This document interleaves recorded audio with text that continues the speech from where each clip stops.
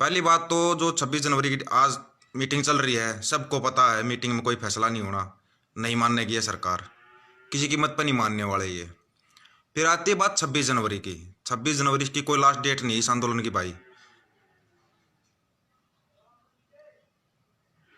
26 जनवरी इस आंदोलन की कोई लास्ट डेट नहीं है। इस चीज़ का अपने दिमाग में बिठा कर रख लेना कि कोई सोच रहा हो 26 तारीख इस आंदोलन की आखिरी तारीख है। कोई आखिरी तारीख नहीं है भाई, आंदोलन चलेगा लंबा। 26 जनवरी को अपनी ताकत दिखानी है भाई किसानों ने। और वो युद्ध नहीं है, कदे कोई सोच रहा है युद्ध है, युद्ध नहीं है भाई। वो अपनी ताकत दिखानी है, परेड करनी है। गणतंत्र दिवस है, सबको पता है। परेड होगी वो अनुशासन में होगी। अनुशासन कैसे रहेगा, कैसे चलेगा, ये सब किसान जत्थेबंदियाँ करेंगी भाई। इस चीज़ को अपने दिमाग में बिठा कर रख लेना। कदे कोई सोच रहा है उस दिन जंग करनी है या कुछ करना है, ऐसा कुछ भी नहीं करना है। जो आम पब्लिक जो काम कर रही थी, अंबानी के जियो का बहिष्कार, रिलायंस फ्रेश का बहिष्कार, पेट्रोल पंप का बहिष्कार, ये सबसे बढ़िया काम था। ये करना भी है, यह उनकी दुखती रोग है भाई। 25 को नहीं भाई, 23 तारीख से पहले पहुंचना है दिल्ली। 20 तारीख से पहले, बल्कि 20 तारीख से पहले सभी को दिल्ली पहुंचना है भाई। उसके बाद तो भाई रास्ते रुस्ते बंद कर देंगे। फिर जो दिल्ली के आसपास रहने वाले हैं, दिल्ली शहर के आसपास या दिल्ली के अंदर रहने वाले जो लोग हैं, वह 23, 24, 25, 26 और 27 जनवरी को ये थोड़ा एक ध्यान रखना भाई। जाम भी लगेंगे, सब कुछ लगेगा। जहां तक हो सकेगा रास्ता खुला रखा जाएगा, लेकिन भाई थोड़ी बहुत दिक्कतों का सामना करना पड़ सकता है। इसलिए अपने काम 23 तारीख से पहले निपटा ले तो ठीक है, क्यों तब होगी ज़्यादा भीड़ में भाई रास्ता जैसे मिलता है सबको पता है, कम रास्ते मिल पाएंगे। इसलिए उस 23 तारीख से पहले अपने जो बाहर अंदर बाहर के जो काम है उनको निपटा लें। जो दिन रहने वाले हैं वो सबसे अच्छा रहेगा। और जो आम जनता जो काम कर रही है, बहिष्कार करने वाला या जो गोदी मीडिया उसको उसकी औकात दिखाने का, वो काम लगातार जारी रखना है। आराम से बिल्कुल शांति से सुनते जाना भाई। कदे किसी ने जल्दी है तो वो बजा कर अपना काम करे आना, कदे कोई कमेंट करे बीच में। और जो जनता अपने काम न करने लग रही है वो काम करना जरूरी है। 20 तारीख से पहले पहले दिल्ली पहुंचना है। जो 26 जनवरी की परेड में शामिल होना चाहता है ना, वो 20 जनवरी से पहले पहले दिल्ली पहुंच जाना। यह जरूर ध्यान में रखना भाई, ठीक है। ये आंदोलन है जो ये नहीं भाई आदमियों ने जान उठा दिया कुछ भी, कुदरत का करिश्मा है जो एकदम से अचानक से आंदोलन, पहले किसान आंदोलन, अब जन आंदोलन, अब ये पूरी दुनिया का आंदोलन बन गया है। कुदरत का करिश्मा है ये, अचानक से एकदम से। वो एक बार बताते हैं कि भी लहर आई थी ना, उस लहर से बड़ी लहर है ये, बहुत बड़ी लहर है ये। अब इस एक चीज़ का जरूर ध्यान रखना, जो 26 जनवरी जो दिल्ली जाते हैं या करते हैं, लठ जो रखते हैं ना भाई, अपनी सुरक्षा के लिए रखते हैं, ना तो किसी को डराने के लिए ना मारने के लिए रखते हैं। लठ अपनी सुरक्षा के लिए होता है, ये सबको पता है। नहीं तो ना कुछ आदमी है ना 1925 से कोशिश कर रहे हैं, समझ गए होगे जिनको कह रहा हूँ, जिनके वो गंद भगत आते हैं ना उनको कह रहा हूँ। 1925 से कोशिश करते आ रहे हैं, लाठी चलाना सीख रहे हैं वो लोग। सीख नहीं पाएंगे, वो नहीं सीख पाएंगे। इस जन्म में तो मुश्किल है उनका लाठी चलाना सीखना। अगले जन्म में देखी जाएगी, अगर वो सीख गए तो फिर भी नहीं सीख पाएंगे। 1925 से लगे हुए हैं लोग, और 1925 से ही वो लोग इस चीज़ में लगे हुए थे कि कैसे जनता को तोड़ना है, कैसे नहीं तोड़ना है। एक एक करके सबको तोड़ा जा रहा था, कभी जाति के नाम पे, कभी धर्म के नाम पे, सबको तोड़ा गया है इन लोगों ने। और बुरे तरीके से टूटे लोग अब मुश्किल से एक हुए हैं। अब पंजाब हरियाणा जैसे एक हुआ है, 1 और 1 11 बन गए ये। 1 और 1 2 तो बहुत सुना होगा इनने, 1 और 1 11 बन चुके हैं ये, जो कि अब इनके काबू से बाहर का सिस्टम हो चुका है। इनकी समझ में नहीं आ रहा तोड़ना कैसे, करना कैसे है। फिर भी ये लोग चाल चलेंगे। जैसे सुप्रीम कोर्ट के उससे इन्होंने जो कमेटी बनाई थी, कमेटी वो 4 बंदे जो पहले से ही तीनों बिलों का समर्थन करते आ रहे थे, उनमें से 2 भी पता नहीं उनका जमीर जगह या उनको कीमत पूरी नहीं मिली। ध्यान से सुन लेना, उनको ये नहीं पता भाई, लोग कह रहे हैं उनका जमीर जगह या उनको कीमत पूरी नहीं मिली। 2 भाग्य उनमें से, मान और वो दूसरा, 2 भाग्य उनमें से अपने आप टूट जाएंगे। ये कितने ही हथकंडे अपना लो ये लोग, हर हथकंडे में अपने आप टूटते जा रहे हैं। ये सबसे बड़ा कमाल पता किसका, जो जनता की एकता है ना, एकता, इसका कमाल है ये। इसमें ना किसी एक आदमी का है ना 2 आदमी का है, पूरी जनता की एकता का कमाल है ये, जो एक किसानों ने जागरूक किया है ना। और सबसे बड़ी बात, जो पंजाब वालों ने 2016 में ना आत्माएं मर चुकी थी लोगों की हरियाणा में। अब ये मत कहना कि ये क्या बोल रहे हरियाणा का रहते हुए, बिल्कुल मर चुकी थी जनता, सो चुकी थी इनकी आत्मा। इनको जगाने का काम किया पंजाब वालों ने, उनका शुक्र मनाओ, शुक्र मनाओ उनका, जो तुम्हारी आत्माओं को जगाने का काम किया उन्होंने। फिर भी कुछ लोग आते हैं बीच में ये करने लग जाते हैं, क्यों पंजाब का, क्यों वो करना है।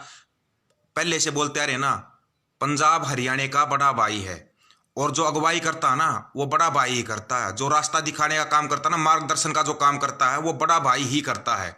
अपने दिमाग से इन चीजों को भूल जाना कि भाई क्यों बोलते आ रहे हैं, इस बात को क्यों नहीं बोलते आ रहे हैं। बड़ा भाई ही रास्ता दिखाता है, और छोटे का काम होता है उस रास्ते पर चलने का। हरियाणा उसी रास्ते पे चलेगा जिस रास्ते पे पंजाब बताएगा। और पंजाब की जत्थेबंदी होना ना कितनी बड़ी अगुवाई की है, यह अभी तक सभी लोगों ने देखा है। आज करेंगे जो लोगों के, आम आदमी के बीच की बात होती है ना, वो बात करेंगे। ये नहीं कि खाम खा की रामायण गानी और कुछ करना है। ठीक है भाई दोस्तों, तो जो सब लोगों के मन में ना एक सवाल रह जाता है कि मीटिंग जो होती है उसके अंदर होती है, उसके बाहर ये जत्थेबंदी को करना चाहिए। बाहर निकलते ही मीडिया को इंटरव्यू देने से पहले जो जनता वहां पर बैठी है, दिल्ली बॉर्डर पर बैठी हुई है, सबसे पहले उनके बीच में आए और माइक लेकर पूरी बात बताई जाए कि अंदर क्या क्या बात हुई थी, हमने क्या बोला और सरकार ने क्या बोला है, ताकि लोगों का दिमाग क्लियर रहे। ये काम करना जो जत्थेबंदी या जो अगुवाई करी ना, उनको करना चाहिए ये काम। ये वहां पर बैठी आम पब्लिक की बातें हैं, आराम से सुन लेना। जिसको सुननी हो ज्यादा जल्दी है वो जा सकता है भाई, किसी से कोई पाबंदी नहीं है कि यहाँ पे बंद कर बैठना है, ये दिमाग में बिठा लेना। पर लेकिन उस आम पब्लिक को, क्योंकि पता है क्या है, जैसे अभी मीटिंग चल रही है, अभी एक गोदी मीडिया ना एक नई फिल्म चला देगी, तीनों कानून रद्द हो गए, सरकार मान गई, तीनों कानून चलेगी। ये फिल्म अभी चलाएंगे ये लोग, फिल्म बीच बीच में एक दो बार नहीं कई बार फिल्में चलाएंगे, लोगों के दिमाग में वही सेट हो जाएगा, हाँ यार तीनों कानून रद्द हो गए। पिछली 3-4 मीटिंगों में ये हो चुका है। फिर ये फिल्म चलाएंगे, लोगों को उठाने के लिए चलाएंगे, ये लोग झूठी न्यूज चलाएंगे, बिल्कुल सब कुछ झूठा चलाएंगे कि तीनों कानून रद्द कर दिए, सरकार मान गया, एमएसपी गारंटी कानून मिलेगा।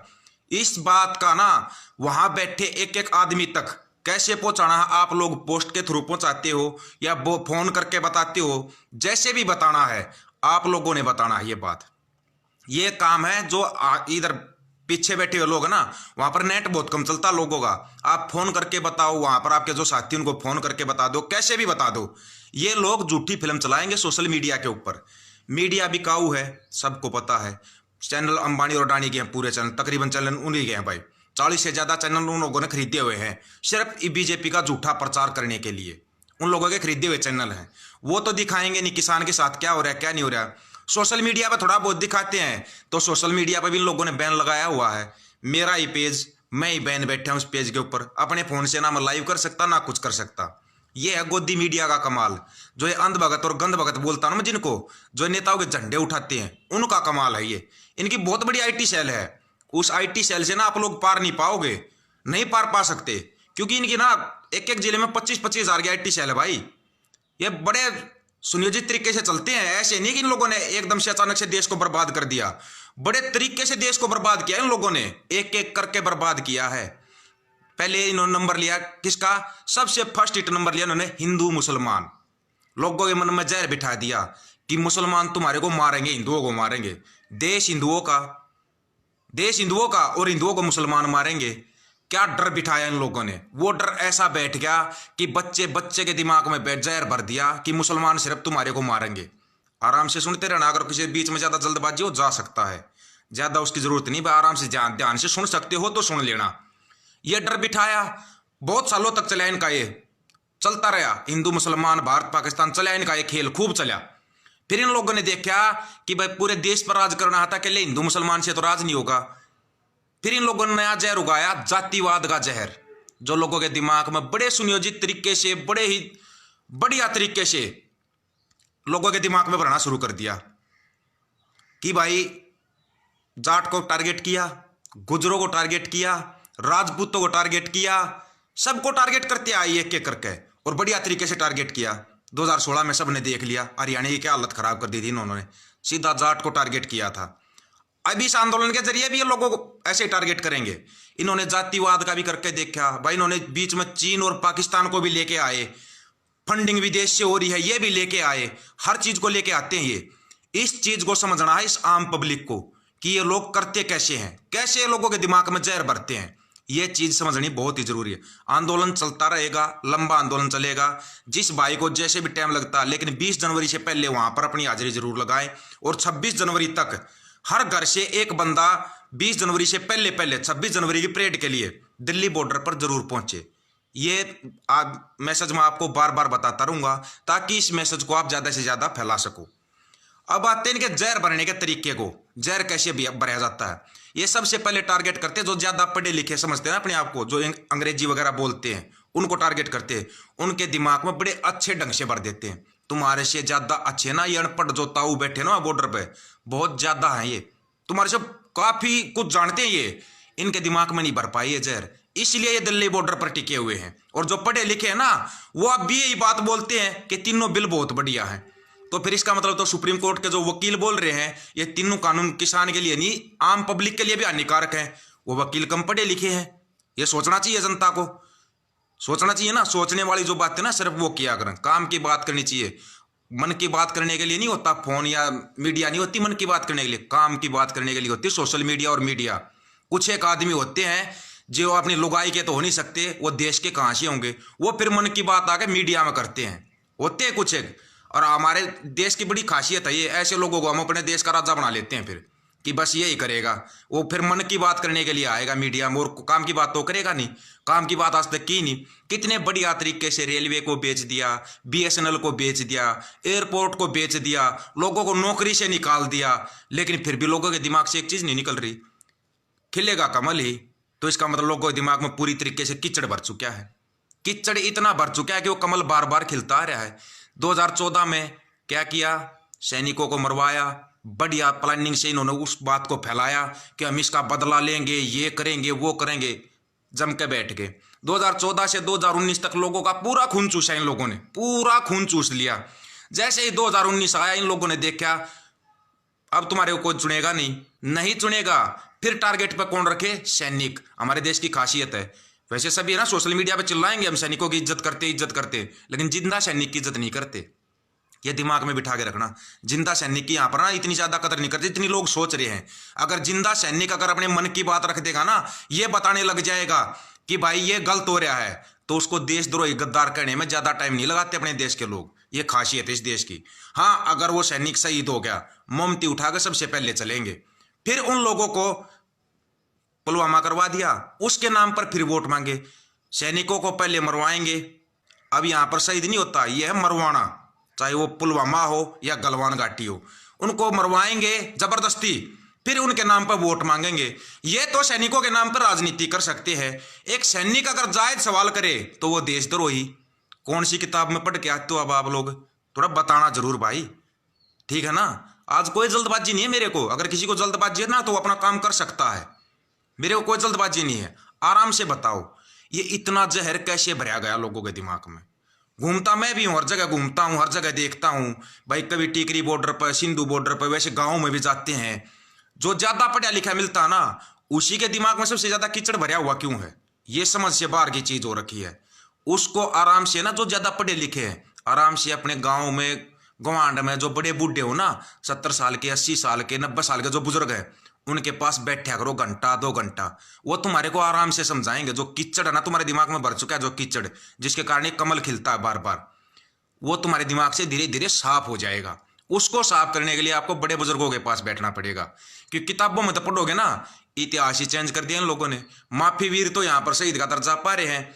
शहीद भगत सिंह, वो विचारधारा जो पूरी दुनिया में फैली हुई है, जिसको बच्चा बच्चा शहीद आजम भगत सिंह बोलता है, उसको तो ये शहीद का दर्जा नहीं दे रहे। जिनके नाम पर ये आज तक राजनीति करते आए हैं उनको तो ये शहीद का दर्जा नहीं दे पाए आज तक।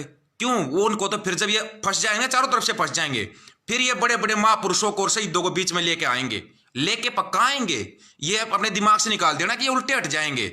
बोलते ना बंदर बूढ़ा हो जाता लेकिन गुलाटी मारनी नहीं छोड़ता वो।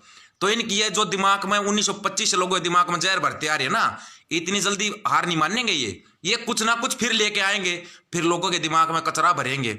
इससे बढ़िया ये आंदोलन 2024 तक चलता रहे ना, 2024 तक ये आंदोलन चलता रहे, कम से कम धीरे धीरे लोगों के दिमाग से कचरा तो साफ हो जाएगा, वो कीचड़ साफ हो जाएगा, जिसके कारण ये कमल खिलता है।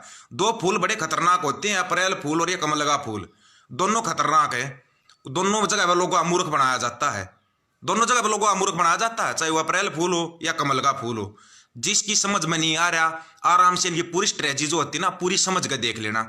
पूरे देश को बेच रहे हैं, नौकरियों से लोगों को निकाल रहे हैं, एक दिन मैंने निजीकरण का भी बताया था। निजीकरण विदेशों में होता है, लेकिन बच्चे बच्चे को नौकरी मिल जाती है वहां पर, एक एक आदमी को नौकरी मिल जाती है। जितना ज्यादा देश में निजीकरण होता है ना, उतनी ही ज्यादा देश में नौकरियां खुलती हैं। और हमारे देश में जितना ज्यादा निजीकरण हो रहा है ना, उतनी ही ज्यादा लोगों के पेट पर लात लग रही है।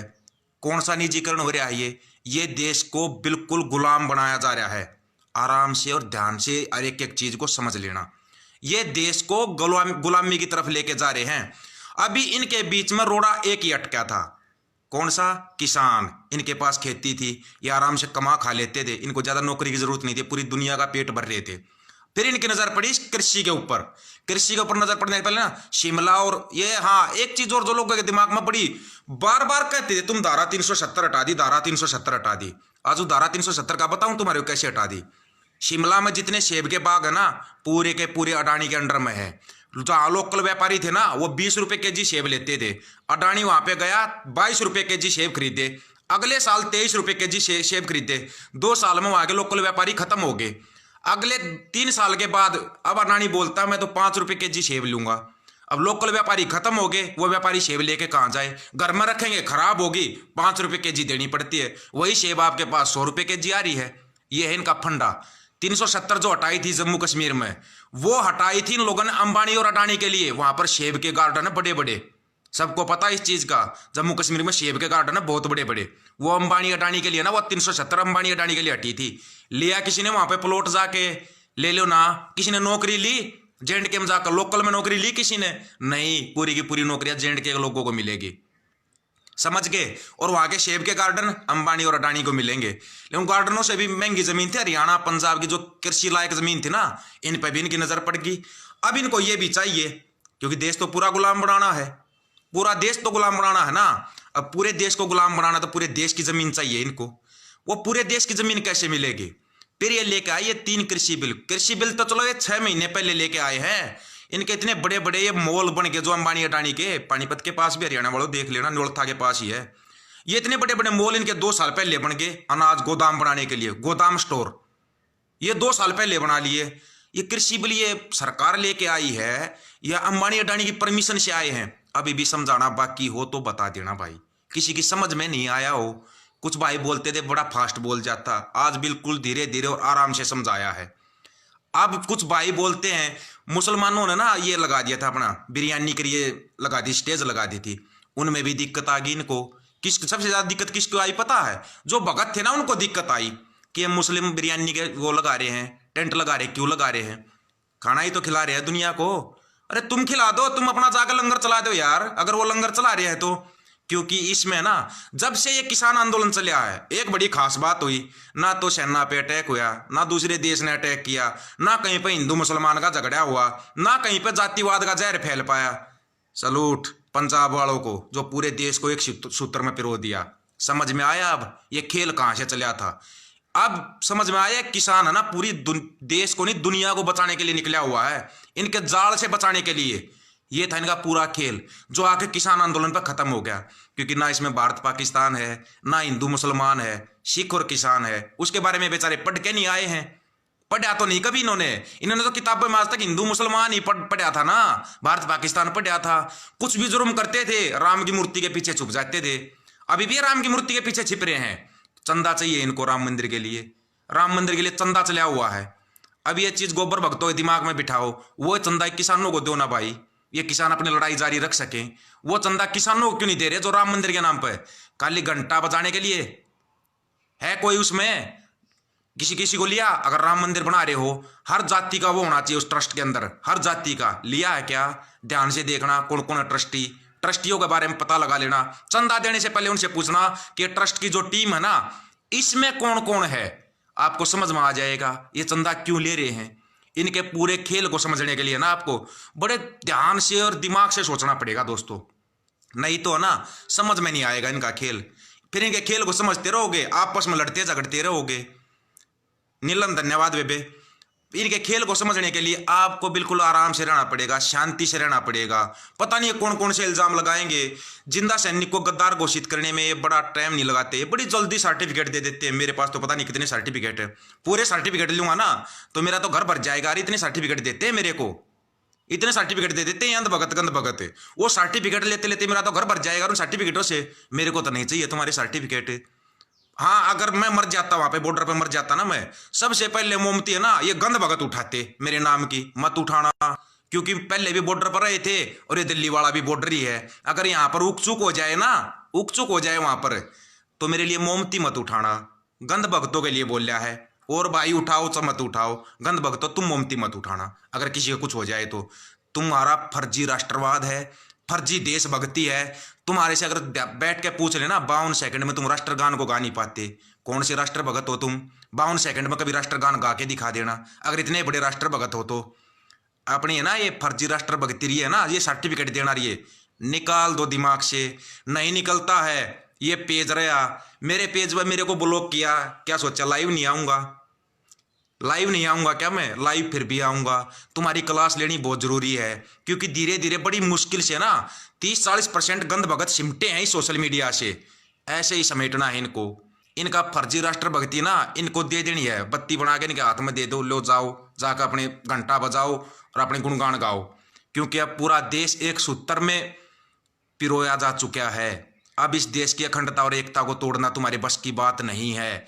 और मैं तो चाहता हूं ये आंदोलन जो चला हुआ ना 2024 तक चले, 2024 तक चले, तब इनके ऊपर ना फाइनल चोट मारी जाएगी 2024 में, 2024 में। क्योंकि अब एक खासियत और है ना हमारे देश के लोगों की, बड़ी जल्दी हम भूल जाते हैं क्या हुआ हमारे साथ। जैसे 2016 को बड़ी जल्दी भूल गए हरियाणा वाले, 2019 में फिर चुन दिया इनको, फिर चुन दिया इनको, फिर सिर पे बिठा दिया। भूलना नहीं है, एक एक चीज को याद रखना है।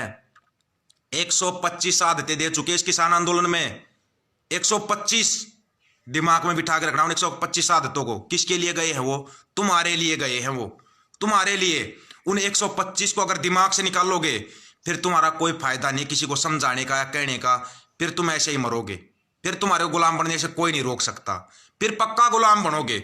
अगर इन बातों को भूल गए ना 100% गुलाम बनोगे ना। तो मैं ये कहूँ कि शेयर करो या शेयर टू ग्रुप करो, अच्छा लगेगा अपने आप शेयर करोगे। नहीं करना उसको तो करना नहीं है, जिनको नहीं करना मत करो भाई। ज्यादा अच्छा लगता है पेज से जुड़ो, अपने साथियों को जोड़ो। ये जितनी ज्यादा रिपोर्ट करेंगे शेयर होगा, मेरी रिपोर्ट कम लगेंगी। कब तक रिपोर्ट करते रहेंगे ये? इनकी क्लास ऐसे ही लगानी है, ऐसे ही लगानी है। और जो झंडा लेके चलो ना, किसान यूनियन का झंडा या तिरंगा लेके चलते हो, 6 फीट के लठ में और झंडा रखना। अपनी सुरक्षा के लिए भी तो कुछ चाहिए ना, क्योंकि गंद भक्तों पता नहीं किस मोड़ पे मिल जाएं। फिर इनको हाथों से नहीं समझा सकते, बातों से नहीं समझा सकते। इतने बड़े गंद भगत हैं ये, फिर इनको समझाने के लठ काम आएगा। वो लठ जरूर साथ में रखना आत्मरक्षा के लिए। बाकी लाठी चलाना ये भी सीख रहे 1925 से, 2025 आ जाएगा, 100 साल हो गए तुम्हारे को लाठी चलानी नहीं आई आज तक। कौन से खाकी नहीं कराड़े, समझदार हो सभी के सभी, समझते हो सभी के सभी। ये नहीं सीख पाएंगे इस जन्म में तो मुश्किल है, अगले जन्म में सीख लेना भाई, सीख पाओ तो। और दोबारा से एक बात पक्का कहूंगा पंजाब वालों के लिए, दिल से सलूट। इतनी बढ़िया अगुवाई, इतना अच्छा आंदोलन। वैसे कुदरती उठा ये आंदोलन, किसी को पता नहीं था ये आंदोलन इतना बड़ा उठ जाएगा। उठा कुदरती है, लेकिन इसकी अगुवाई भी करनी पड़ती है इतने बड़े आंदोलन को। क्योंकि बीच में ये गंद भगत भी आते हैं, कभी पाकिस्तान जिंदाबाद के नारे लगाएंगे, कभी कुछ लगाएंगे, फिर ये आंदोलन को तोड़ने के लिए चिल्लाएंगे ये तो खालिस्तानी है, पाकिस्तानी है। सारे हथकंडे फैल, सारे हथकंडे फैल ही रहेंगे। ध्यान रखना, नहीं तोड़ पाओगे, बिल्कुल भी नहीं तोड़ पाओगे। तुम्हारे बस की बात नहीं है और ना ही तुम तोड़ पाओगे। ये अपने दिमाग से निकाल देना इस कचरे को। अब ये आंदोलन है ना, इस देश का उद्धार करेगा, ये आंदोलन करेगा इस देश का उद्धार। अभी तक नहीं हो पाया ना, पूरे देश को बेच गए ये, अभी तक नहीं हो पाया, लेकिन अब इस देश का उद्धार ये आंदोलन करेगा। इस चीज को दिमाग में बिठा लेना। हम नहीं चाहते आंदोलन इतनी जल्दी खत्म हो, 2024 तक चले तो अच्छा है। क्योंकि कुछ एक के दिमाग में और कचरा है ना, वो कचरा है ना पूरा साफ हो जाएगा। और जरूरी है वो कचरा साफ करना, नहीं तो कीचड़ में फिर कमल खिल जाएगा। कमल नहीं चाहिए। अच्छा लगा इतनी देर तक सुना, उसके लिए बहुत बहुत धन्यवाद। जुड़ना है, ये पेज रहा है, जुड़ जाना इस पेज से। दीपक फौजी नाम से पेज है, इसी पे मेरा नंबर लिखा हुआ है। बात करनी है आराम से, गंद भक्तों को छोड़ के। तुम्हारे पास दिमाग नहीं यार बात करने का, गंद भक्तों को छोड़कर जो भाई भी बात करना चाहता है इसके ऊपर नंबर है, ये मेरा व्हाट्सएप नंबर एक ही है मेरे पास। आराम से बात करना, शांति से जवाब मिलेगा। इतनी देर तक शांति से सुना, उसके लिए बहुत बहुत धन्यवाद। शेयर करना नहीं करना वो आप लोगों की मर्जी है, ज़्यादा कहनी नहीं चाहिए किसी को। ठीक है भाई दोस्तों। लेकिन हाँ, आंदोलन चलता रहेगा। पंजाब वालों, बड़े भाइयों, बड़े भाई हीरो हो गए। बड़े भाई की कभी इज्जत कम नहीं होती, बढ़ती है इज्जत। और जब इतना अच्छा काम करता ना बड़ा भाई, तो और ज्यादा इज्जत बढ़ती है। बाद में फिर मिलेंगे, इस लड़ाई को जीतने के बाद आराम से फिर अपनी खुशी मनाएंगे। पहले इसे ना कचरे को साफ करना जरूरी हो गया है। देश के लोगों के दिमाग में भी घुस चुका है ये, देश को भी बर्बाद कर रहा है। इस कचरे को साफ करेंगे पहले मिलकर सभी भाई, पूरा देश, पूरे हिंदुस्तान ही नहीं, विदेशों तक के लोग लगे हुए हैं, विदेशों तक के लोग लगे हुए हैं।